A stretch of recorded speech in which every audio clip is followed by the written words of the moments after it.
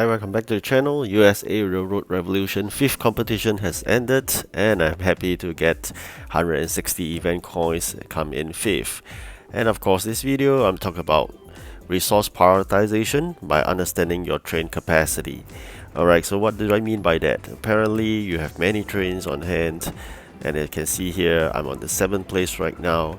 In order for me to climb up the ranks, definitely I need to prioritize given the fact that we still have 9.5 hours left. So what do you mean by understanding your train capacity and then do resource prioritization?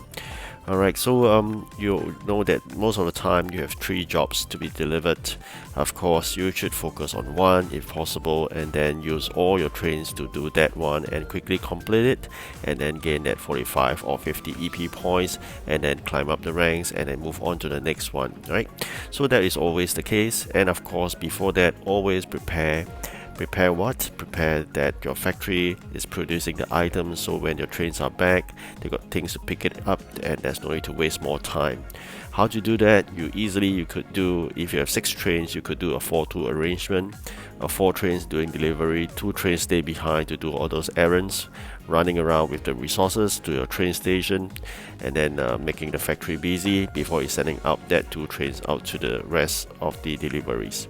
So that is the way I normally do. Given the fact of the small warehouse capacity, sometimes you gotta watch it, because if you have packed your warehouse to the brim, you can't move things. So this is how you gotta make sure that you do not pack them to the brim, by making sure that you have the right amount of items, right amount of resources to the factory, and then make sure that you can use them rather than stocking them up and then taking up all the space. So about the train capacity resource prioritization, you got to study your train. So what you could do, I mean, if you really wish to, you can open your PC as an Excel, or if you really want to jot it down on a piece of paper, it's fine either. So what you can do is that look at your train list, and then you look at each of the train, there's a name to it. Jot down the capacity of the train, so you know that which train has the amount of capacity.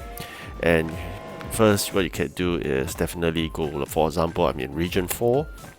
You can go to a region 4 trains, and then you can take a look at all the assuming legendary trains, and then you give them a name as for what they are named after, and then the capacity next to it. Jot it down on a piece of paper, so you can always calculate up to 6 or 7 trains. Then you know that if that items require a region 4 legendary, what is the capacity you can do, and one full dispatch of 6 trains at a go. And if you have an additional dispatcher, there's the 7 trains, and if you indeed in addition to Harry you bought another one, then you have 8 trains at your disposal. So with that is one trip. If you have 8 trains, that's how you do it. But is it optimal? I mean, if you focus all the 8 trains and then use all the same group of trains to send out to that delivery, it may not be the case. So what I'm trying to say is that some trains you have high capacity, even though it's the same type of trains. For example, be it for example rare, those blue ones, you would probably have a few that's really good capacity, but you will definitely have some that's lagging behind. So for example, you may have a few that's fulfilling 30 capacity per trip. For example, you have 6 trains, assuming just 6, alright? Just making simple. 6 of these 30 capacity each, then that's perfect, because it's 180 per trip. But that's not always the case, especially in the new region, whereby you don't have those kind of money and upgrade materials. Probably you have spent almost all your fortune by upgrading 3 of the rare trains to 30, and the remaining you may be just hitting a very bare minimum of 6 capacity each. So assuming you have 3 times 30, which gives you 90 capacity, and then you have a 3 more which is on their base level of 6 each, so that's 18. So in total, 90 plus 18 is 108 capacity. Would you want to send the trains after you send the first 3 of 90, you send the 4th train with 6 capacity? That is something you're going to ponder about. Imagine you have 2 of those things that you can deliver, and the other set of delivery required assuming a different class of trains, be it epic trains for example. Then you may want to really reconsider whether you're going to continue with that delivery after you have used up your 3 full capacity rare train. Would you rather spend the other 3 dispatcher to use up the epic trains to do another set of delivery? So this is something what I talk about resource prioritization by understanding your train capacity. You look at my train list here.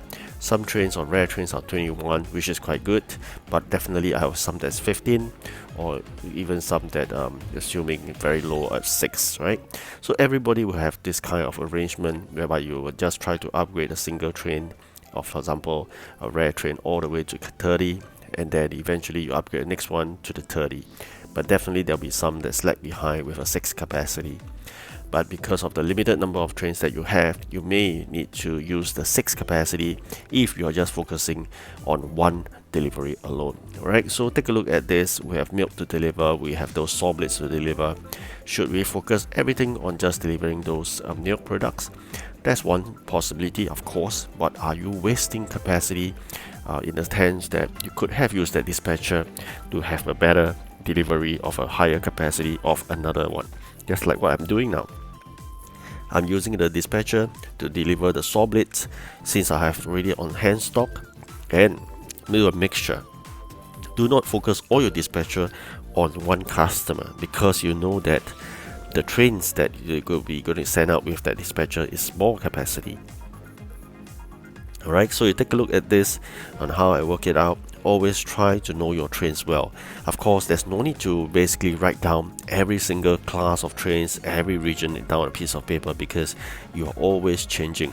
Of course, you say you want to track it in Excel by all means, but mind you, you'll still be so-called changing the capacity, because along the way you'll be upgrading. So of course I'm not asking you to just keep track of all the, for example I have four regions of trains, and then try to keep track of the capacity. Then that wouldn't be fun, right? That's too tedious playing a game. So what I can do is basically, if I have 2 customers, I'll just focus on that 2 customers, and just the first, assuming I got 7 dispatchers, just the first 7 trains, alright? Just the first 7 trains of each class required by that 2 customers which you have stock to deliver. And then you weigh whether end of the day, if you do this delivery, would you be making the maximum use of the capacity of your trains? Basically, use the potential of the capacity of your trains. Given the fact now we still have less than 4 hours to go, this is very critical. So always try to do this if possible, like 5 or 6 hours or even 9 hours ahead, so you can know that how you can plan well, and you can fulfill not only 1, probably 2, and at best 3 customers delivery for the competition. That's what I did. I simultaneously delivered to 2 areas, 2 customers, by using the best capacity I have for each class. And then bearing in mind, I have, you can see there, 2 trains that can fulfill the 67. Had I not do this planning, I may have used up 3 trains to finish a 67 with a lower capacity, because I don't know when my high capacity rare train will be coming back. Then that is poor planning. So train station 2 is basically about planning. Know your train well, when to dispatch the train, and which train to be dispatched at what time and when. So this is really important and critical, especially when it comes to competition. On the day-to-day basis, yes, may not have this kind of hassle you want to do, unless you really want to do that as part of fun, by all means. But for competition, it is also not at all throughout the competition, but rather the critical last moments is really important. And if you have this habit of doing the maximum capacity per class, you can do out throughout the competition. Definitely it will yield you more returns in terms of the capacity that's being sent out per dispatcher. So this is what I mean by resource prioritization, by knowing your train capacity. Alright, so I really hope you understand this is really important. If I have just shown you an example just now, with that milk, I could have sent 3 dispatcher instead of 2 if I do not know the capacity of my trains. Alright, so now when it comes to the critical 3 hours left, then you got to measure whether can you complete that last customer. Had you carried on to just serve 2 customers, for example, now, instead of just focusing on the saw blade, you want to focus some on the iron powder, then you're making a great mistake. So you may feel confused why earlier I asked you to focus on 2, but then now I'll just focus on 1, just because you know that you have still got 300 over saw blades to deliver, and you only have 3 hours, or just slightly 3 hours of time. So you got to measure this properly, otherwise you couldn't complete 1 more delivery just before the end of competition, and you will be losing in terms of ranks. So if I have completed that saw blade, I would be able to get another 45 EP, and that would definitely help me climb to 5th place. Alright, so currently I'm on the 5th place already. I just need to secure it because there's a very high chance the next one will just come and overtake my 5th place, because we are just 10 points away. And not only him, you gotta watch out for those that is easily 45 to 50 points away, because you know that even those simple ones is 45 EP, those difficult ones are 50 EP. So you gotta bear in mind this. It's always good to have a buffer of 55, because you know the maximum is 50 EP. Alright, so that's something you gotta bear in mind. So with that, let's finish up this saw blade and focus just on the saw blade, because we only have 2 hours left. And if we do not finish that saw blade, we may be overtaken by 6 or 7 position easily. But had we finished it, probably we have a 55 gap, and then there's no way we can be overtaken. Alright, so this video is really to focus on how you plan well, in terms of resources. You can see here my focus is all on saw blade and not the rest of the things, because you gotta know that even you do the rest of things, it's possible to basically complete them. Yes, in terms of per dispatcher, you may gain a higher capacity, but that is not the moment to do it, because this is the finale, the final 1-2 hours. You gotta fight hard to make sure you complete it. Alright, you can see there we still have 1 hour 25 minutes. That secures the win, definitely on the 5th place. For me, I initially just wanted 100 of those event coins, but if I get 5th place, I may get 160.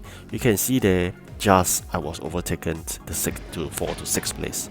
You can see here, he just beaten me by 30 EP, but not to worry, because I've planned this early, I've planned this in advance. I will get that 45 EP, and I will get back my 5th place again. Just imagine that if I didn't do that, it'd be kind of waste, right? I mean, we're working so hard, really fighting all the way, and in the last moment, you are being overtaken just because of 1 or 2 deliveries. You can see that we have secured it back, and I think the 4th place and the 5th place is just about 40 points away. Had I got one more, I would have secured even a higher rank, but unfortunately, I do not have another one, and I'm just hoping that the next one that's next to me doesn't have one as well. So we have basically about 24 minutes before the end of the event, and we just got to pray hard that we stay on, because that's 160 event coins, and with the current coins on hand, I probably just need another 30 more. Alright, finally we got to claim this 160 event coins.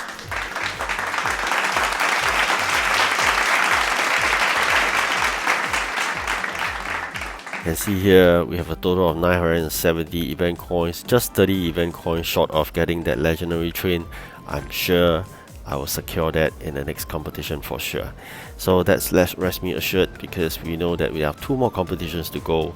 So I will not stop, I'll just continue working hard to make sure my factory is running at full capacity. And if I could, I would want to finish any of the jobs that gains EP, that because they would not only for the competitions, but not only want to gain EP, I want to gain those event keys. So this moment before the competition start is not about EP, it's about event keys. Why? Because I've still an epic train to collect for those event keys. I've collected a legendary train, the general. I'm now hoping just to get one more epic train from this event, in addition to what I'm already secured, which is the 1000 event coins legendary train. Alright, I hope you good luck in what you're doing, especially the next competition. Alright, see you again, goodbye.